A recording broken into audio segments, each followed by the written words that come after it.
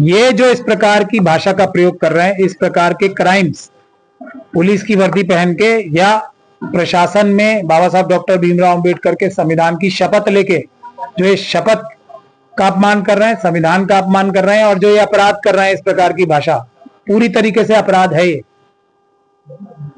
उनको सजा दिलाने का काम कोई भी अच्छा वकील बहुत आराम से कर सकता है। ये बात की गारंटी मैं देता हूं। ये सब लोग जेल जाने का काम कर रहे हैं। अनुज चौधरी जी संविधान से ऊपर तो नहीं है मेरे ख्याल से, अभी तक ना कानून से ऊपर है। ये हरकतें जो वो कर रहे हैं ये अपराध की श्रेणी में आते हैं। अनुज चौधरी और ये सारे प्रशासनिक अधिकारी संभल के जेल में प्राप्त होंगे, ये मेरी गारंटी है। इतना तो कानून की समझ मुझे है ही। स्टेट के अपराधों का समर्थन जो करता है वो अपराधी ही होता है। और भारत के संविधान से बड़ा उत्तर प्रदेश में कोई नागरिक नहीं है। उत्तर प्रदेश में कोई मंत्री नहीं है, कोई चीफ मिनिस्टर संविधान से बड़ा नहीं है, कानून से बड़ा नहीं है। योगी जी कानून और संविधान से बड़े नहीं है। जेल वो भी जाएंगे अगर अपराध करेंगे। सबको अगर रोका जाएगा कि बिल्कुल कोई भी व्यक्ति सरकारी जो सड़कें हैं, कॉमन पैसेजेस हैं, उनका इस्तेमाल अपने धार्मिक कार्यों के लिए कर ही नहीं सकता, कुछ मिनटों के लिए भी नहीं कर सकता, तब तो जस्टिफाइड होगी नमाज रोकना। लेकिन एक चीज रोकना और दूसरी चीज नहीं रोकना, सीधा जेल जाने के लिए लंबे समय तक के लिए सीधा एक वो है रास्ता।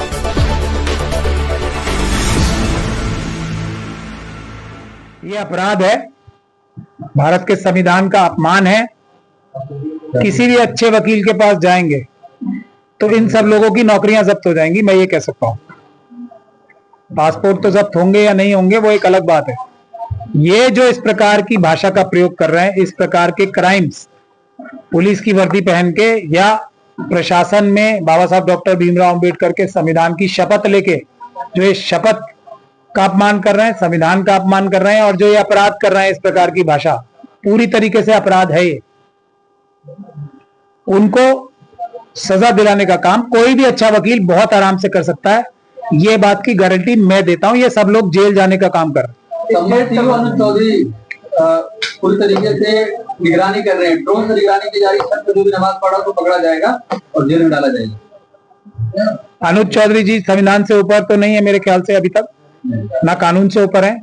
ये हरकतें जो वो कर रहे हैं ये अपराध की श्रेणी में आते हैं। अगर कोई मजबूत वकील को अप्रोच किया जाएगा तो ये चौधरी साहब, क्या जो भी नाम है इनका, वो जेल में प्राप्त होंगे, ये मैं गारंटी आप क्या कहेंगे? महमूद प्राचा साहब वकील हैं।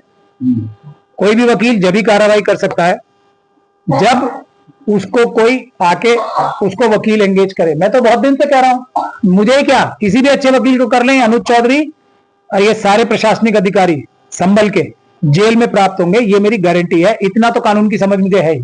स्टेट का समर्थन मिलता है इस तरीके की बयानबाजी होती है तो देखिए, अपराधों का समर्थन जो करता है वो अपराधी ही होता है। और भारत के संविधान से बड़ा उत्तर प्रदेश में कोई नागरिक नहीं है। उत्तर प्रदेश में कोई मंत्री नहीं है, कोई चीफ मिनिस्टर संविधान से बड़ा नहीं है, कानून से बड़ा नहीं है। योगी जी कानून और संविधान से बड़े नहीं है। जेल वो भी जाएंगे अगर अपराध करेंगे। तो लेकिन कहा जा रहा है कि त्योहार से पहले एक माहौल बिगाड़ने की कोशिश की जा रही है। यही तो अपराध है। कौन कर रहा है? ये प्रशासनिक अधिकारी, पुलिस अधिकारी।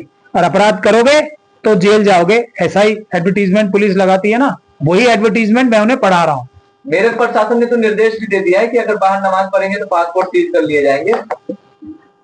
मेरठ पुलिस को कोई अधिकार ही नहीं है पासपोर्ट सीज करने का। मैं यही तो कह रहा हूं, ऐसे लोग जिनको अपने मतलब कैसे बिना पढ़े ही ऐसी इतनी बड़ी बड़ी पोस्ट पे पहुंच गए, एक बार तो इनकी दोबारा असेसमेंट होनी चाहिए कि इस लायक भी हैं या नहीं है। जब इनको यही नहीं पता पासपोर्ट जब्त कौन करता है, तो ये ऐसे पदों पे पहुंच कहां से गए? मुझे तो इसी बात की हैरानी हो रही है। यूपी में तो पेपर भी बहुत लीक होते हैं ना, और हमारे प्रधानमंत्री स्वयं डिग्री नहीं दिखाते हैं। इन सब की भी डिग्रियां चेक होनी चाहिए। ये चेक होनी चाहिए कहीं ये धोखाधड़ी करके तो एग्जाम पास नहीं किया इन लोगों ने सबने। तो बाहर नमाज क्यों पढ़ना? ये एक आप दूसरा विषय उठा रहे हो। बाहर नमाज पढ़ने की बात नहीं, किसी को सड़क पे बैठ के नमाज पढ़ने का शौक नहीं होता है। मैं आपको बता दूं, किसी को सड़क पे बैठ के नमाज पढ़ने का, सड़क पे बैठ के नमाज पढ़ना काफी मुश्किल होता है। अगर मैं आपको बता दूं, अगर आपके पास कोई चादर मोटी नहीं है बहुत ज्यादा, तो घुटनों में और पैर में बहुत तकलीफ होती है। मैंने भी कई बार नमाज पढ़ी है सड़क पे बैठ के, मजबूरी में, जब मस्जिद भर जाती है। उसके दो वजह हैं। एक तो बहुत सारी मस्जिदें ऐसी हैं जो एएसआई की हैं, पुरानी मस्जिदें हैं, पुरानी ईदगाह हैं, उनको किसी ना किसी वजह से, एएसआई के कानून की वजह से, जिसका गलत इस्तेमाल करके एएसआई के कानून का, उसमें नमाज नहीं पढ़ने दी जाती। एक बड़ी वजह यह है इसकी कि लोगों को और जो ईद की नमाज होती है, जुमे की नमाज होती है, या अलविदा की नमाज होती है, ये सब बड़ी नमाजें होती हैं। ये हम जो मुस्लिम धर्म है, इस्लाम धर्म है, जो पैगंबर मोहम्मद ने हमें सिखाया है, उसमें ये जो बड़ी नमाजें होती हैं, ये बड़ी मस्जिदों में इसलिए पढ़ी जाती है क्योंकि ये एक साथ पढ़ने की नमाजें होती हैं। ऐसा नहीं होता जैसा ये लोग बता रहे हैं कि किसी छोटी मस्जिद में पढ़ लो ईद की नमाज, वो नहीं होता। अब मैं वही कह रहा हूं ना, इन लोगों की डिग्रियां चेक करनी चाहिए, क्योंकि इन्होंने ये सब जो चीजें हैं, ये तो कोर्स में पढ़ाई जाती है ना सारी चीजें, और फिर देहरादून में और नैनीताल में जो लोग जाते हैं ट्रेनिंग लेने, उनको ये पढ़ाई जाती हैं चीजें।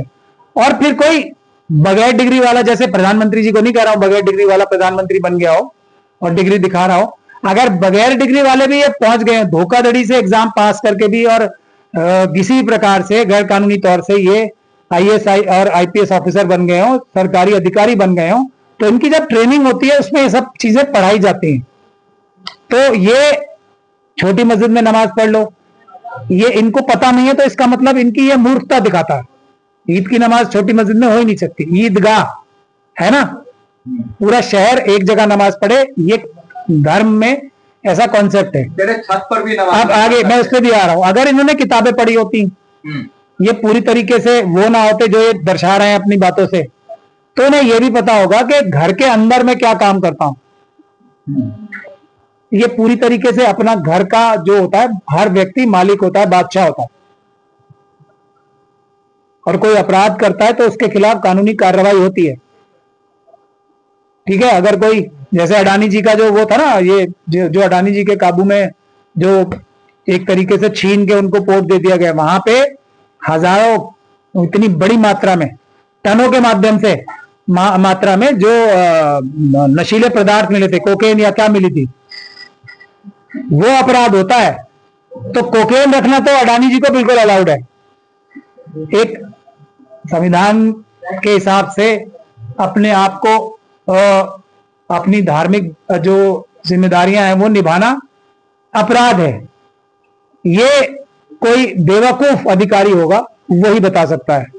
अनुज चौधरी कह रहे हैं कि आपको होली के रंग दिक्कत है, लेकिन आप इसी समय को सब जाना चाहते हैं, क्यों रोड पे नमाज पढ़ेंगे? बढ़िया, मैं इनकी बात ही नहीं कर रहा ना। इनका नसीब लंबे समय के लिए जेल में है, सिर्फ एक अच्छे लीगल हेल्प की जरूरत है जो संभल के निवासी हैं। इनका नसीब लंबे समय तक जेल में रहने के लिए है जो ये काम कर रहे हैं इसको, लेकिन एक अच्छे वकील की जरूरत है संभल के लोगों को। आज नहीं तो कल मिलेगा ही वो। देखा है ना अभी आपने सज्जन कुमार जी को, कितने सालों बाद सजा हुई है। अभी सनातनों का हीरो बताया जा रहा है अनुज कुमार को। तो पर ऐसा संविधान में और कानून में नहीं लिखा कि जिसको बताया जाना लगे, वो हो या ना हो, जो भी, वो जेल में नहीं रहेगा और 20 साल तक जेल में नहीं रहेगा, ऐसा मैंने कहीं लिखा देखा नहीं। और रहेंगे जरूर, सिर्फ इसमें मैंने बताया जो मेरी समझ है कानून की, जो मेरा एक्सपीरियंस है, जो भी थोड़ा बहुत है। एक अच्छे वकील की जरूरत है। ये कम से कम लंबे समय तक 20-1 साल के लिए जेल में रहेंगे आराम से। तो क्या लगता है ईद की नमाज से जिस तरीके की बयानबाजी हो रही है, नेताओं की बयानबाजी भी उसी तरीके से हो रही है कि सड़कों को घेर के रखना? अच्छे वकीलों की जरूरत है।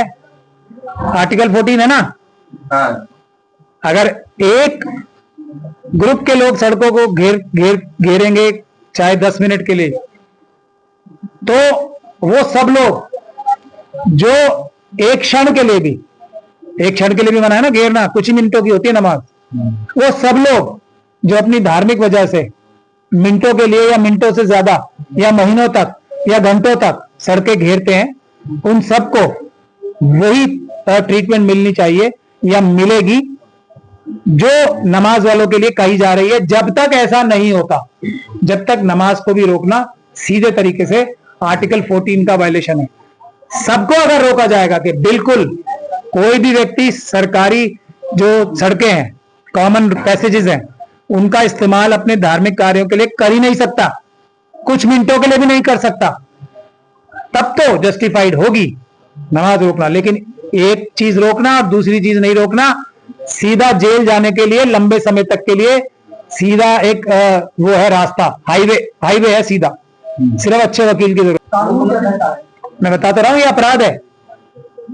नहीं, ऐसा तो अपराध नहीं था, सब मुसलमान नहीं। नमाज पढ़ता था, हिंदू जो है कांवड़ लेके चलता था। बिल्कुल, आज अब भी अपराध नहीं है, आज भी नहीं है, लेकिन ये कि एक को नहीं रोकना और दूसरे को रोकना, या सिर्फ अकेले ग्रुप टारगेट करके कुछ लोगों को रोकना, कुछ लोगों को मुंह छिड़कने से मना करना, कुछ लोगों को मोटरसाइकिल पे चलने से मना करना, कुछ लोगों को घोड़ी चढ़ने से मना करना, कुछ लोगों को अपनी धार्मिक वजह से कुछ सरकारी जो रास्ते हैं उनको प्रयोग में लाने से रोकना, बाकी लोगों को ना रोकना, बाकी लोगों को घोड़ी चढ़ने से ना रोकना, या तो सबको घोड़ी चढ़ने से रोक दें, सबको अपनी धार्मिक क्रियाकलाप है उनको परमिशन देने से मना कर दें, साफ मना कर दें और उसे अपराध घोषित कर दें।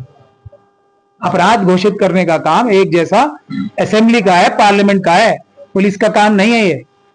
तो ये नहीं हो सकता कि एक ही सड़क है, 10 मिनट से तो बहुत बड़ा प्रॉब्लम हो जाएगा, और 10 हफ्ते से प्रॉब्लम नहीं होगा, या 6 हफ्ते से प्रॉब्लम नहीं होगा, या 10 घंटे से प्रॉब्लम नहीं होगा। ये सरासर अपराध है, अपराध ही है। ईद भी एक ही बार आता है, अनुज चौधरी ने कहा था होली एक बार आता है साल में, ईद भी एक ही बार आता है। नहीं, वो कई बार जेल जा सकते हैं। मैं ये बता सकता हूँ आपको, जो कार्य कर रहे हैं, कोई अच्छा वकील मिल गया, क्योंकि उनके कार्य में बहुत देर से देख रहा हूं ना, वो तो साल में एक बार आता ही है, सबको पता है। लेकिन कितनी बार ऐसे भ्रष्ट अधिकारी जेल जा सकते हैं, वो शायद अनुज चौधरी जी को पता नहीं है। अगर आप ईद की नमाज पढ़ने जाते हैं, क्या पता है देर से जाए तो मस्जिद में जगह ना मिले, अगर बाहर नमाज पढ़ना पड़े, क्या पता आपका भी पासपोर्ट सीज कर दिया जाए, जिस तरीके की बयानबाजी हो रही है। देखिए, मैं तो ईमान वाला अम्बेडकरवादी हूँ, जो ऐसे काम करने की चेष्टा करेगा वो जेल जाएगा, सीधी सीधी बात है, सीधी बात है, एकदम सीधी स्ट्रेट। मुख्यमंत्री का आईबी है ना एक एजेंसी, उन्होंने ये गैर कानूनी काम एक बार मेरे साथ किया था, अभी तक मुकदमा चल रहा है, जेल से बाहर नहीं है, अभी तक लाइन में लगे हुए हैं। थोड़ा देर होता है क्योंकि संस्थान जो है वो कमजोर कर दिए गए हैं मनुवादी मानसिकता ने आज देश के। आईबी से तो बड़े नहीं है ना ये अनुज चौधरी जी और ये सब। आईबी का मुकदमा दिल्ली हाईकोर्ट में चल रहा है इसी काम के लिए। क्या एक तमाम लोग हैं मुसलमान जो हैं ज्यादा बच्चे पैदा करते हैं, उतने बच्चे पैदा करो जितनी जगह मस्जिद में हो, ज्यादा हो जाएंगे तो बन जाएंगे। अब देखिए, ये बात वही है ना, ये जब सारे दूसरे धार्मिक जो गतिविधियां होती हैं सड़कों पे, उनके लिए भी लागू है ना। मैं ये कह रहा हूं बन जाए कानून, बिल्कुल बनना चाहिए, लेकिन कानून बराबरी से लागू होगा। जो बराबरी से लागू नहीं करेगा वो जेल में जाएगा। दुनिया की कोई ताकत उसे परमानेंटली नहीं रोक सकती, कुछ दिन तक के लिए रोक सकती है, जब तक जो हमारे, फिर वही बात आ जाएगी घूम फिर के, जो मुस्लिम समुदाय के और दूसरे कमजोर समुदाय के जो टॉप लीडर्स हैं ना, आरएसएस ने जो हाईजैक कर रखे हैं, जो उनके एजेंट्स हैं, जब तक ये हैं, जब तक तो ये गड़बड़ घोटाला चल रहा है संविधान के साथ। जब ये हट जाएंगे, लोग इन्हें साइडलाइन कर देंगे, अभी रातों रात सब चीजें सुधर जाएंगी। समस्या का हल वही है, जो उलमा सू है हमारे, वो बेईमान है सारे, और जो हमारे लीडर्स हैं, राजनीतिक नेता हैं मुसलमानों के खास तौर पे, समस्या वो है। जब वो हट जाएंगे, सिर्फ हट ही जाए, अपने आप भारत का संविधान और जनता जो है ना, जिनके साथ ये प्रताड़नाएं हो रही हैं, अपने आप भारत के संविधान का प्रयोग करके, अपने एरिया के लोकल वकीलों का, अच्छे वकीलों का इस्तेमाल करके, ऐसे सभी भ्रष्ट अधिकारियों को, कानून तोड़ने वाले अधिकारियों को, संविधान की धज्जियां उड़ाने वाले अधिकारियों को जेल भिजवाने का काम हमारे आम जनता के लोग कर लेंगे। ये लोग हैं बड़े बड़े जो मिले हुए हैं, जो रामपुर के मेंबर ऑफ पार्लियामेंट है, वो अंजनी कुमार साहब के साथ उनकी फोटो नजर आती है, ऐसे जैसे बचपन के बिछड़े हुए भाइयों या फैमिली मेंबर्स हो। वो इस साजिश का हिस्सा है। मैं तो पहले दिन से इल्जाम लगा रहा हूं, तो आप देख लो। मेरे पास कुछ लोग आए थे, ये जो अभी मस्जिद के चेयरमैन साहब अरेस्ट हुए ना, ये शुरू में मेरे टच में थे। मैंने तभी बताया था आप जेल जाओगे, तो ये मेरे पास आने का वादा कर गए थे, नहीं आए, चले गए जहां जाना था। अब मैं संभल के मेंबर ऑफ पार्लियामेंट है ना, वो भी आए थे, मेरे इसी ऑफिस में आए थे। उनको भी मैंने कहा था आपके पास एक ही रास्ता है, संविधान और कानून के हिसाब से, बाबा साहब का जो संविधान है उसके हिसाब से आप आगे बढ़ो, पीछे मत हटना। पीछे हटोगे, संविधान से इतना भी हटोगे, संविधान को आप अपना जो है हर समाधान का रास्ता नहीं मानोगे, ये चमचागिरी में लग जाओगे, डर जाओगे, जो आपके पड़ोस के जो मेंबर ऑफ पार्लियामेंट है उनकी बहकावे में आ जाओगे, या किसी और नेता अभिनेता के बहकावे में आ जाओगे कि हम तुम्हारी सेटिंग करा देंगे, तो आप जेल ही जाओगे। और वो जेल जाएंगे, मैं आप सब लोगों के सामने ऐलान कर रहा हूं, अभी भी सिर्फ कानून और संविधान से ही बच सकते हैं वो, क्योंकि जो सामने लोग हैं वो संविधान की धज्जियां उड़ा के पूरे एक एजेंडा के तहत काम कर रहे हैं। ये संभल के जो मेंबर ऑफ पार्लियामेंट है ना बर्क साहब, उनके लिए मैं आप लोगों के माध्यम से ऐलान कर रहा हूं 100% जेल जाएंगे अगर वो संविधान का रास्ता नहीं पकड़ेंगे, अभी भी सेटिंग के रास्ते पे रहेंगे, 100% जेल जाएंगे, मैं अभी बताऊं।